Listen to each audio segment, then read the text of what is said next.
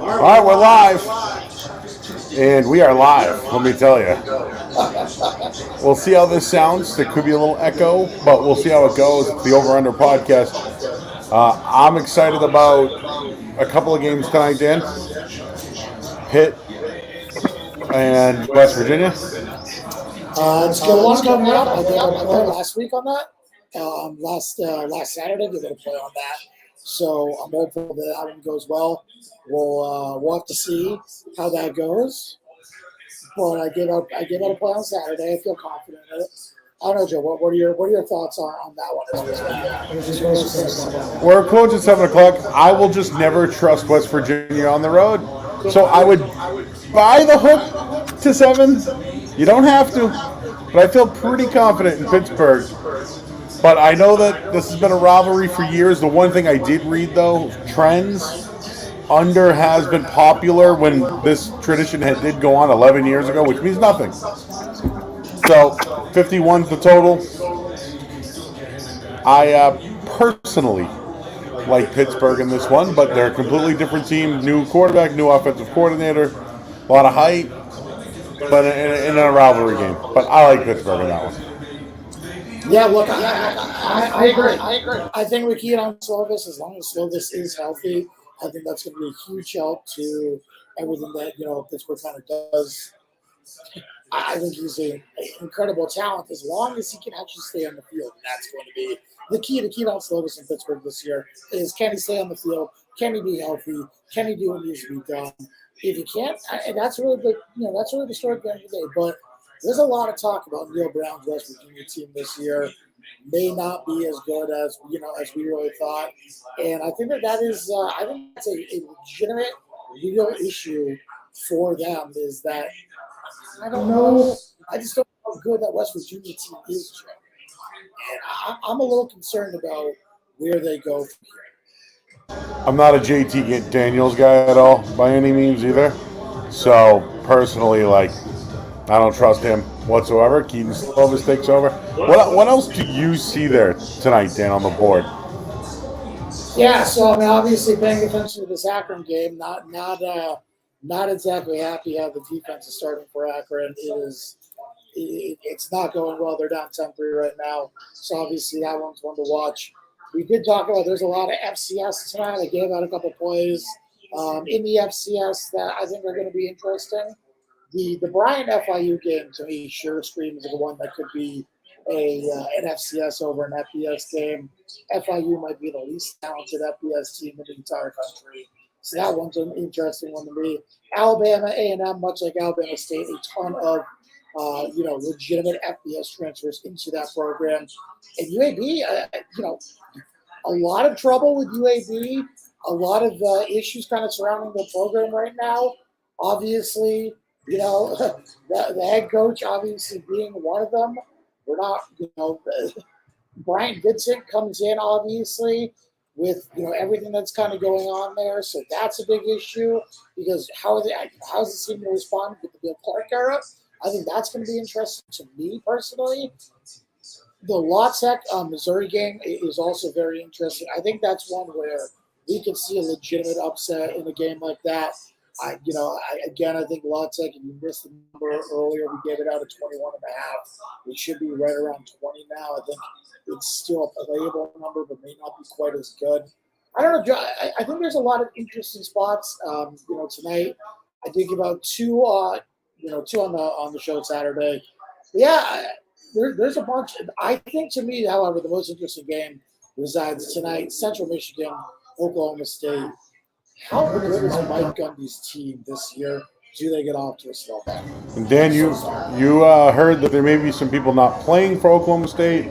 I like Central Michigan this year. Clearly, I don't think that they can win this outright or anything. But can they cover the number? Dude, I started at 21.5. Some places are at 20 right now. So I personally like Central Michigan tonight.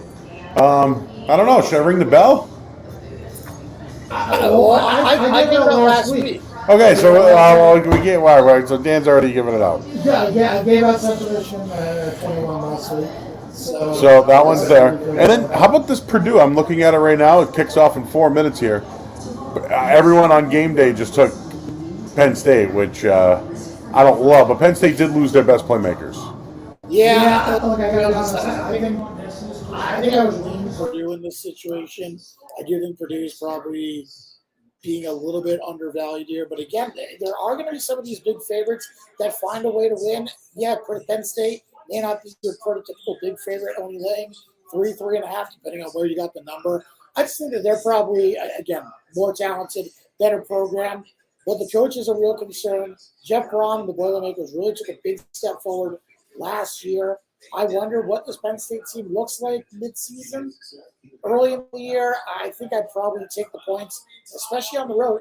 That's a huge game, to start off a conference play right there in the Big Ten. I don't know, Joe. That one's that's one I'd probably pass on if I was, betting. I made the game 3. I think I'd probably, 3-2.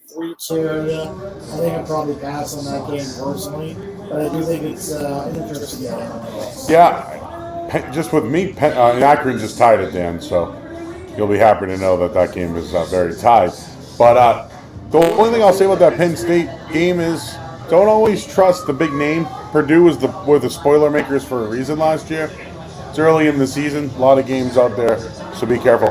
And then I know there's a Friday. Oh, and Tennessee's big favorites tonight, which I think could roll. UAB plays tonight. Just a couple other teams that are out there. Yeah, we mentioned about Alabama and Alabama State got a ton of transfers for not only just FBS, but Power 5 as well. So to me, those are 2 teams I would very much be on the lookout for this year in the FCS. Alabama State took care of business for us last week. Going on Alabama A&M today, we have to cover the 41 against UAB. New head coach might have a lot to prove, but it's not Bill Clark, and I'm concerned about the UAB program without it. We saw what happened with Ohio. Well, last year without their legendary head coach. We see something to perform for UAB. And I know the Friday card is what we want to talk about here. Virginia Tech Old Dominion is one early on. EDU could be here for the upset. They're at home. They're getting 6.5 points. I just think the Virginia Tech program will need this one. But I'm on the road, man, against let's call it what it is, a team that's competed with them.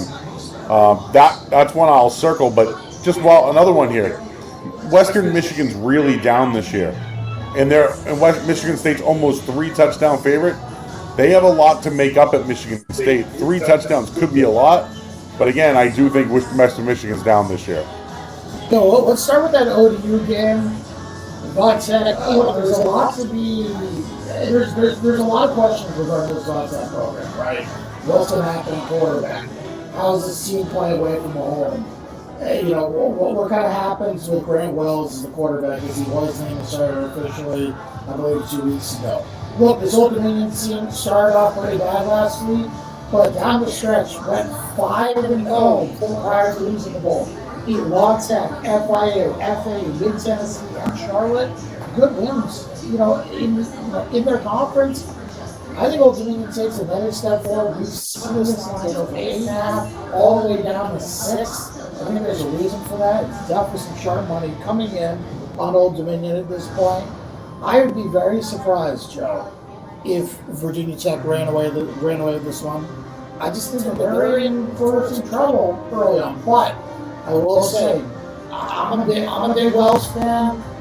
I think that he's a guy who's probably criminally underrated. He's definitely criminally underrated in Marshall. I think Grant Wells could be the difference maker in this one. I do think that I would probably lean Tech, laying points, but I certainly wouldn't feel confident in this. It's a game I'm probably passing on completely. Now, you mentioned the Western Michigan game. Saturday, I did get out Michigan State minus 19.5. That has moved. We're now at 21 and a half. It's lost to 22 earlier today as well. Western Michigan, very down, Joe. You mentioned it. They're a program that's lost a ton.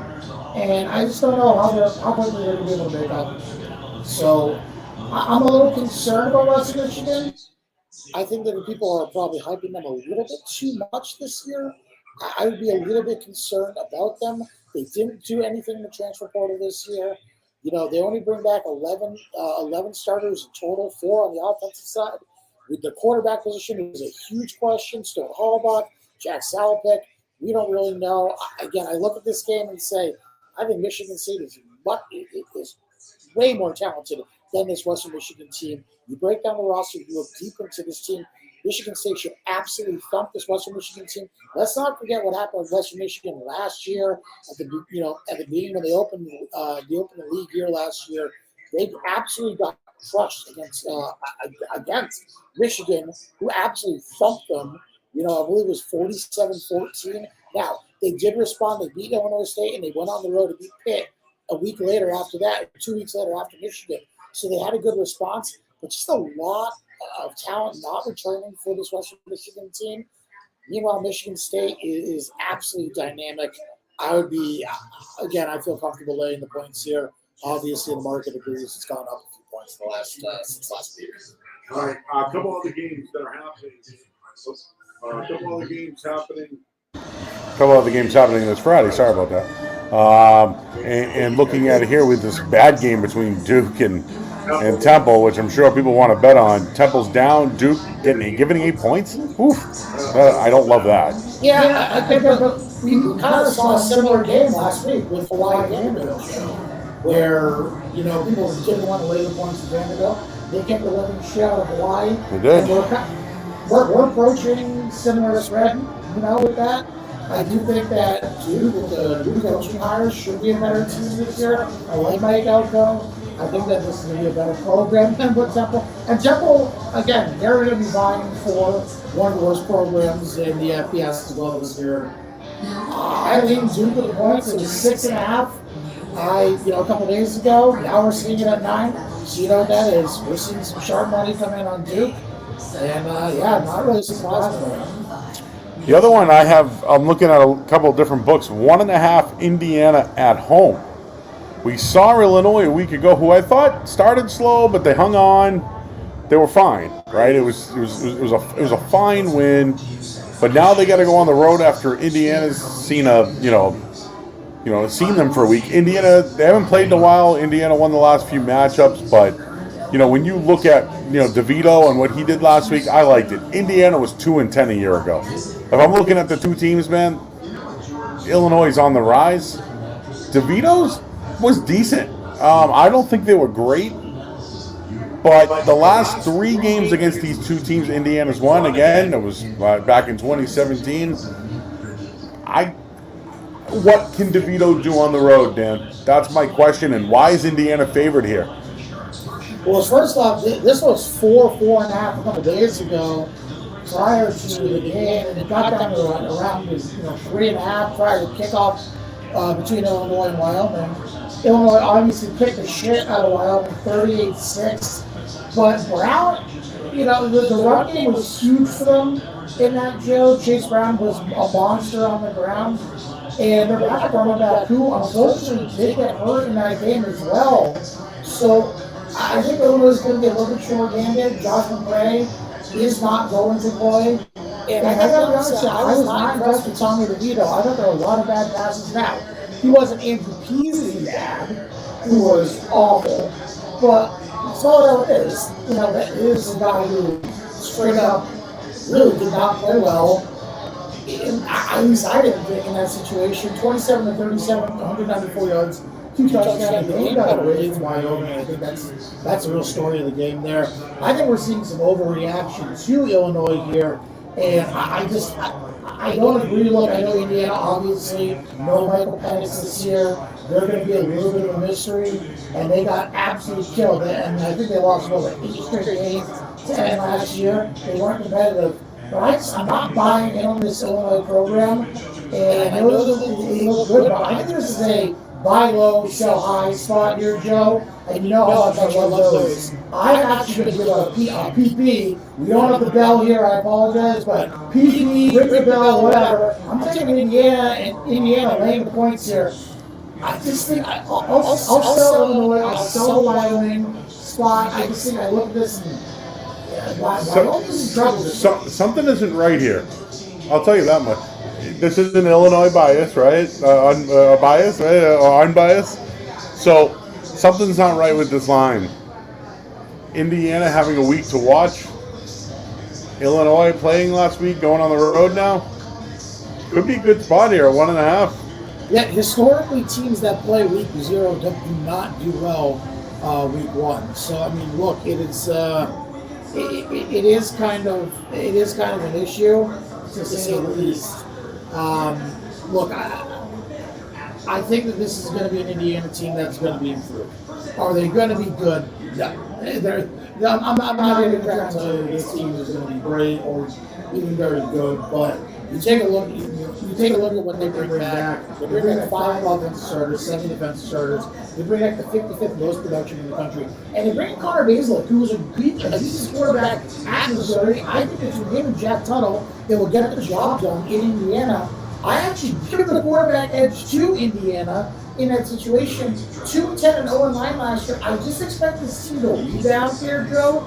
And again, I think everyone's buying that Illinois hype for week 1 where they ran the ball on Wyoming. They didn't have to do much. Wyoming wasn't able to move the ball. Andrew Peasley was awful in that game. 5, 20, 30 yards in each reception. It's just not going to get it done at this level. Titus Fenn ran the ball pretty well in Illinois. 17 carries, 98 yards. Just under 6 yards per carry average. I think that if Indiana will be successful running the football, no, he's not going to have mechanics. I like Indiana in the spot, but I don't sell high. Yeah. I'm taking Indiana with points. I think this one will drop lower. Obviously, I agree on the number if you like it. I think this one will be 1 or better. I just want to say this game's not about, hey, the Illinois team or the Indiana team, which a lot of people do when they bet. This is about the line being 1.5 with a little bit of movement and a team that played on a week 0 going on the road against a team that's at home favored. I mean, if you look at it, I think Illinois is on the rise compared to Indiana, but yeah, that line screams don't take Illinois. It does, and again, we just talked about it. Tommy DeVito, they had a lot of injuries last week, so they did play a physical Wyoming team. They gave up, but again, I just think this is a spot for Indiana. I agree with you. Well, I'll be looking right now. JT Daniels slinging it early on, moving around the pocket. Yeah, you got a little duck. Yeah, nice catch. Yeah, that was a good play. Final game Friday. No, we have a couple FCS games. Well, just real quick, TCU, Colorado. Sorry, Colorado. I'm not putting my money on you.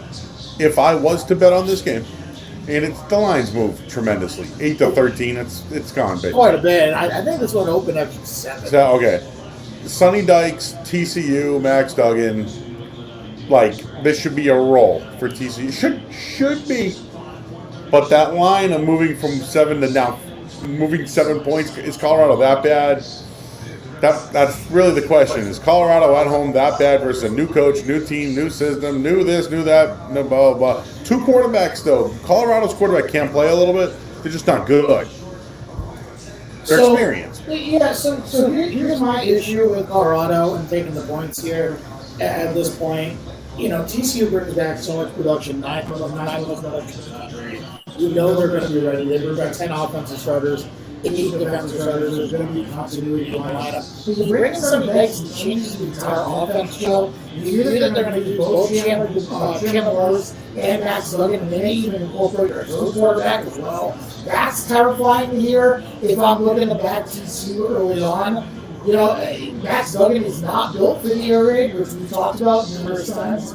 That's kind of scary to me. Is that, their best player might not be a fit for the system. And, we don't really know. Jim Morris is very much a question mark. This team was 5-7 last year. They bring back the ton. They had a really good transporter around 13 different guys. 14 different guys, the number 13 class overall. I expect TCU to be good, and I expect Colorado to absolutely suck and blow. But early on, at 13.5, this is a number I'm selling. 8.5, you could convince me of this one. I think I made the number about 9.5, 10. I think you could have taken it at 8.5. Expecting it at 10. I don't think I'd take 13.5, Joe. I think it's too many points. But I'm also not, I'm not running to the window to take Colorado here either. that's a Pac-12 team that I don't really feel great about right now. Obviously, the lead total is 3.5 for a reason. Offensively, they bring back some. I mean, you mentioned Brandon Lewis, the quarterback in Colorado. He's kind of bad, and they should be okay. But the win total is down 2.5 some places in Vegas now from 3.5. I don't know how you feel about this team, Joe, but to me, this is a game I think I'd ignore. Honestly, I feel like this is a game you either go TCU or nothing. I think at this point you can't take TCU. The numbers just too damn big. Yeah, I want TCU, everybody. I want them, but not going to do it. I know you mentioned some FCS.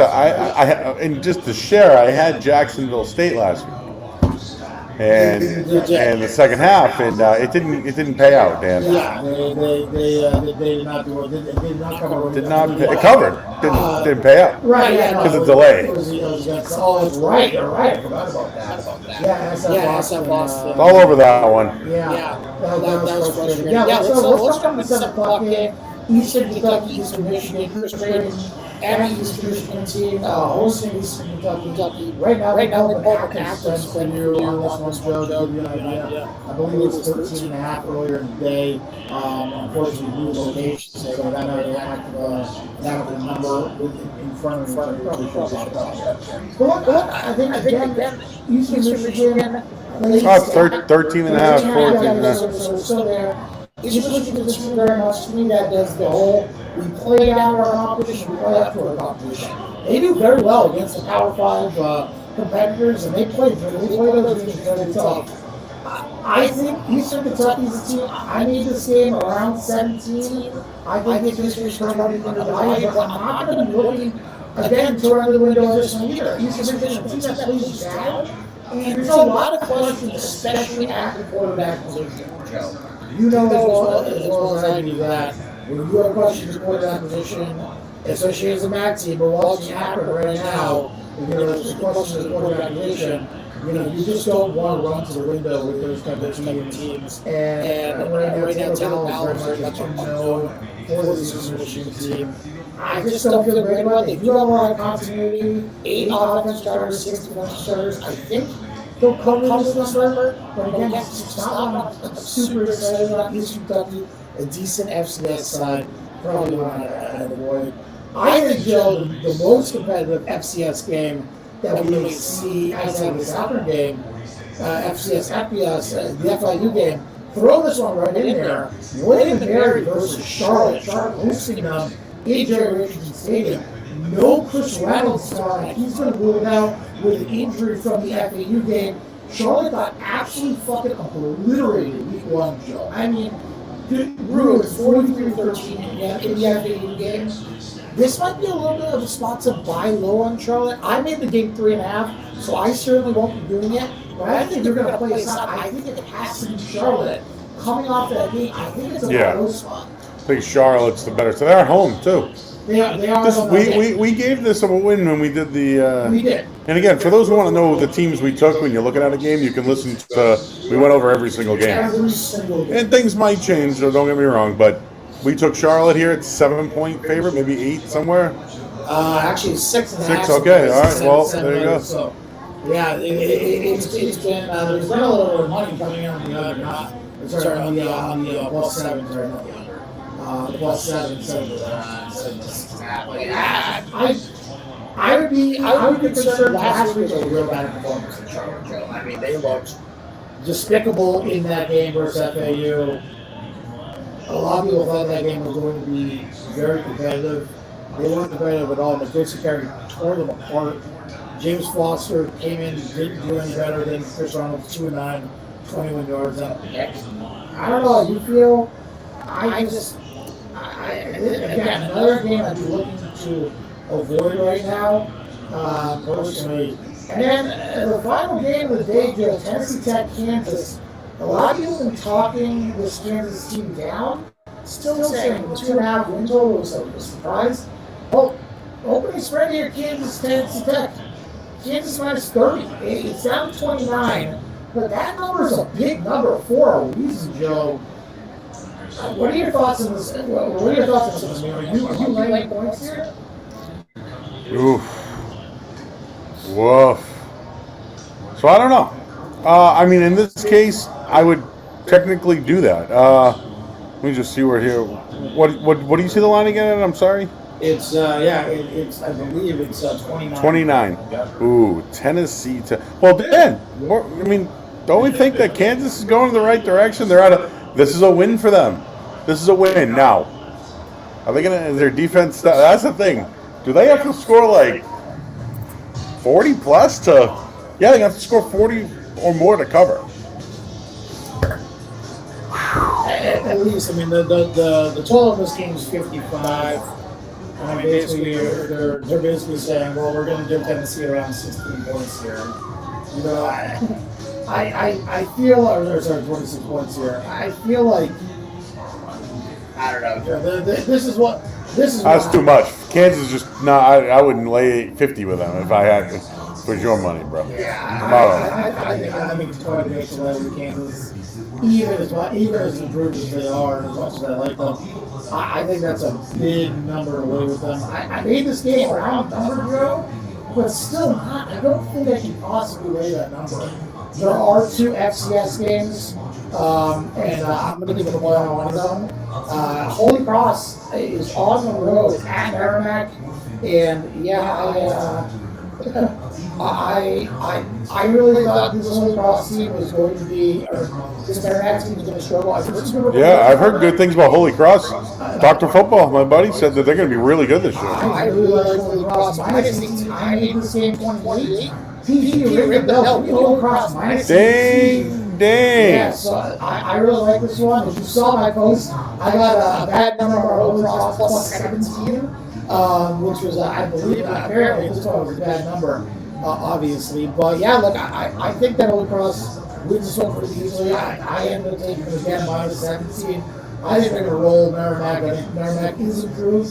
This one should be closer, but I think tomorrow you'll see this number jump up into the mid-20s. I like Holy Cross to win by 4 to 5 or 6 touchdowns. And then the guy who don't know, I really no true opinion on this game as the final FCS game of the day. I'm going to pass. Joe, is there anything that you like on Saturday that we may not get to the show, that we may not get on the show on Saturday you kind of want to discuss? Ooh, for Saturday. And these are little just nuggets, things to watch as we do our show, which will be live. The App State UNC game might be something to look at, Dan. We did get a chance to see App State last week. That line's moved closer to App State right now. It's gone from 3 to, almost a pick 'em. So, I know we've talked about this game before. You saw UNC. Sorry, oh yeah, I thought it said, yeah. Yeah, against a short-handed Florida A&M team, and they struggled the first half moving the ball. Drake May quarterback was, I think, very mad. The other one I'd look at is 2 teams that played last week, Wyoming and actually it'd be Tulsa, not 2 teams. But I was thinking of UTEP, but Wyoming didn't look good, Dan. And I know they're coming home, and maybe they'll be better at home after playing a week. Didn't like them at all. And then there's that Houston UTSA game. Very high on Houston, as you know. You are. That line has not moved an inch, and that scares me. So actually, Joe, it has. It's gone the other way. This was Houston minus 6.5. That's 4.5. It is now 4. 4. Yeah, 4 on the number there. So that one has moved. Look, Houston, I told you, Joe, when we talked about Houston, I know you loved them. I think they have a tough non-conference schedule. Back-to-back road games, UTSA, Texas Tech. And have to go to face an improved Kansas team, who's a Power 5 team, even though it's in Houston. I don't know. I think I would not be surprised if Houston drops this game against UTSA.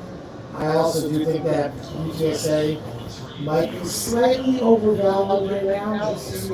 We'll see, but they're definitely getting a lot of love in the Sharper community right now. Another one I take a look at. A lot of stuff going on in the San Diego State program. Arizona's ripe for the taking. I know San Diego State's better. I know that San Diego State is a better coach. There's a lot going on there. Brady Hoke under fire right now. He is. I gave out San Diego State -5, one of my first players to get on the podcast weeks ago. Arizona's not a good team. This Dan, any day of the week, sign me up. Right. But this year, Just watch it. here's my problem, and why I'm starting to feel not so hot about this one. Jane Galore, maybe the most underrated quarterback in the entire country, in my personal opinion, transfers over to Arizona with Jeff Fisher. I respect him with the Patriots program. I thought he did a lot of good work on the offensive side of the football, and everything you heard about him was really, really good. He was rebuilding everything. Don Brown experiment didn't work out defensively. But the rebuilding everything, I thought last year was going to be a rebuild year. I think this year is going to be, I think it's going to be a really good year for the Go. I'm concerned about my thoughts on this team. I'm probably, at this point, I probably would pass. I wonder if we're going to see an Arizona 7 pop by Saturday. We've seen 6.5. We've seen 6. We have not seen that 7 number anywhere. I'm looking for 7. Honestly, would not be surprised if this is a one touchdown game, or if Arizona won this one out. I don't feel great about -5. I'm sticking with it because I'm a man of principle. All right, and FAU going to Ohio. Teams that play well, that go on the road the next week. Yeah. Watch it, even though I think Ohio's very down, but their quarterback's got a lot to prove this year in a brand new, pretty much a whole new Ohio team that was bad a year ago. 100%. And we're watching the West Virginia game going on right Slugfest. now. This is a game that I feel the spread has probably gone too far one direction. It opened. Honestly, it was -1 or a pick 'em. I think FAU shot at 3, dropped down to 2.5, stayed at 2. Now it's back up to 4, 4.5 some places. I just think that FAU's performance last week is a very important part of this time. Raises that spread. You're going to see charts will let these big numbers kind of inflate a little bit, and they'll pick them off as the week goes on. This is another one I'll probably stay away from. I don't feel great about Ohio.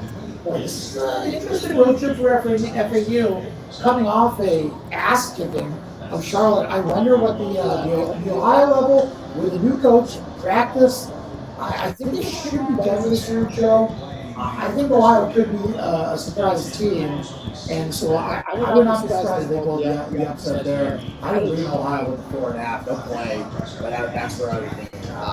Well, I asked you about the game, obviously. We probably will talk about this on Saturday as well, but the midnight game, Hawaii, Western Kentucky. Hawaii, an embarrassing performance last week against Vanderbilt. They're now facing Western Kentucky team who's laying 16 on the road. Western Kentucky struggled against FCS opponent Austin Peay, and that number has still inflated.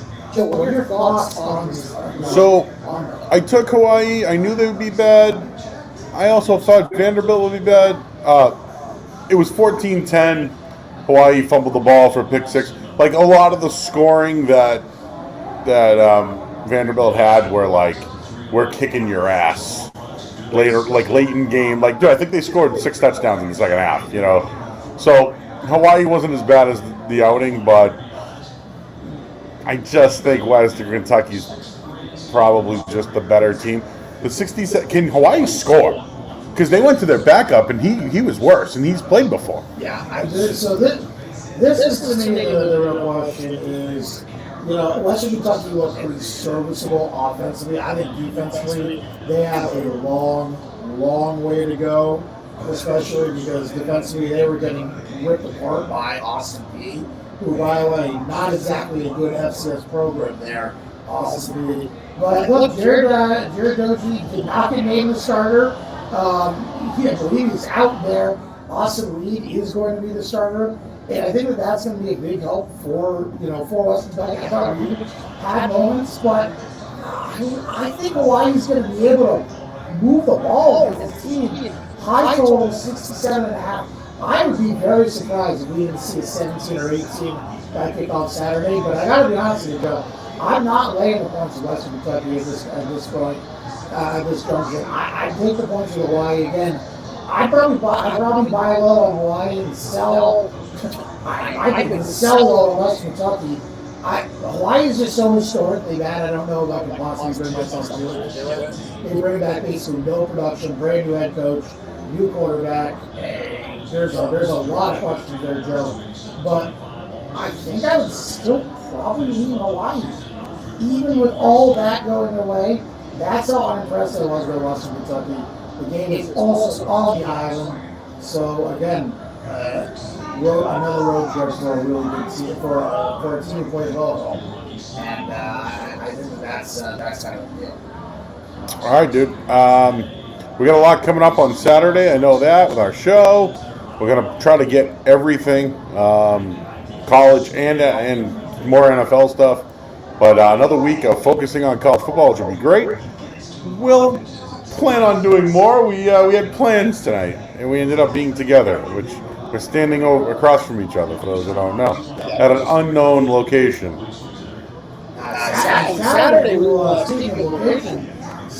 be doing our first show from the new location, the new building, 95 headquarters, I guess, in Waltham, Massachusetts. So new studio.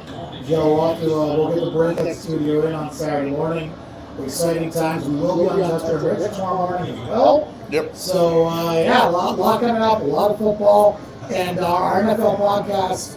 Probably, I believe we're doing an NFL podcast or a full NFL podcast sometime next week. We'll schedule that to be determined, but we'll have an NFL podcast next week as well. I already got plays for this weekend. And Dan, just so you know, Central Michigan and Oklahoma State are tied at 7. Okay. Like to hear that. So that's good to know. I already know of 3 plays I have for this weekend. So got 3 of them in a. Do you want to get that one right out now, or you want to? So I believe it or not, I'm kind of liking Penn State tonight. Wow. Okay. And I generally buy the hook. Then I'm laying it. You're laying. Give me the 3.5. Okay. And I know Purdue's quarterback's good. I'm a little, Yep. but I'm going to hang out with you guys tonight. And, Your CT Bets is going to be very upset with you tonight. well, that's what happens when we battle the other guy, I agree. You and Sammy P versus CT tonight in the battle. Let's You're right up. Yeah, interesting game. I'm very interested to see Sean Clifford. Has he made progression at all from last year? My guess is no. He sucks, but the Spoilermakers, Joe. You're scared. I understand why you're scared of the Spoilermakers, but I also understand the reason. I think it's a toss-up play on basking. So there you go. Joe's PP for tonight. Do you have anything else, Joe? Or, that is it as of now. I know I got 3 for. I kind of like Charlotte tomorrow night in a bounce back, but we can talk about it tomorrow morning. But watch our Twitter. I'll have some halftime bets as well going on. So speaking of that, Akron down 13-10. It looks like going in the half. Not good for my over 2.5. This Akron team does not look good. There's a lot of work to be done. What's the second half line, Dan? We'll find out. It's not yet out. We'll find out in the next few minutes here. Maybe post a few second halves. Let's see. Campbell's line is out and Wagner's line is out, but that is it. So I will continue looking. But yeah, nothing good happening in the world of lip shots right now. Akron's losing. The world is crumbling.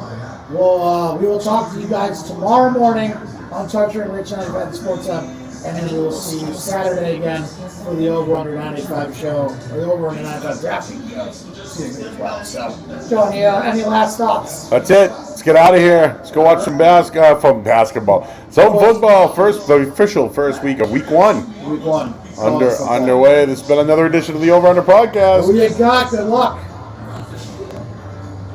See,